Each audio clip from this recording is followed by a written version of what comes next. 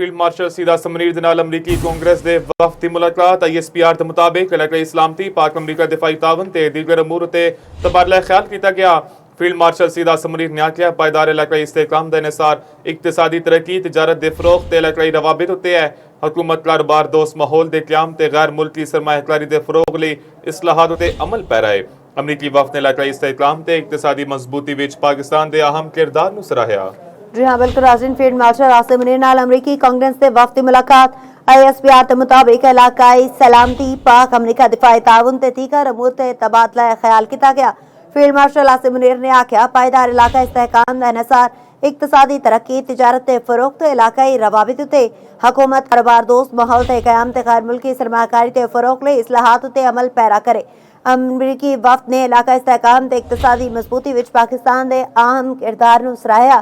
नाज़रीन, हम खबर तो कहने के फील्ड मार्शल आसिम मुनीर नाल अमरीकी कांग्रेस के वफद की मुलाकात हुई। ISPR के मुताबिक इलाका सलामती, पाक अमरीका दिफाई ताउन ते दीगर अमूर ते तबादला ख्याल किया गया।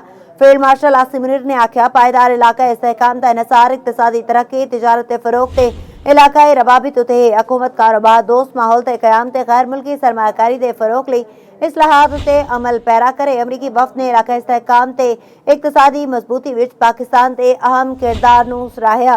फील्ड मार्शल आसिम मुनीर नाल अमरीकी कांग्रेस दे वफद की मुलाकात हुई। ISPR के मुताबिक इलाका सलामती, पाक अमरीका दिफाई ताउन ते दीगर अमूर ते तबादला ख्याल किया गया।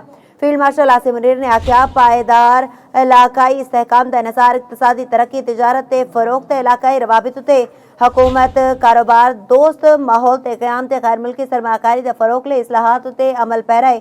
अमरीकी वफद ने इलाका इस्तेहकाम ते इक्तिसादी मजबूती विच पाकिस्तान दे अहम किरदार नूं सराहया है।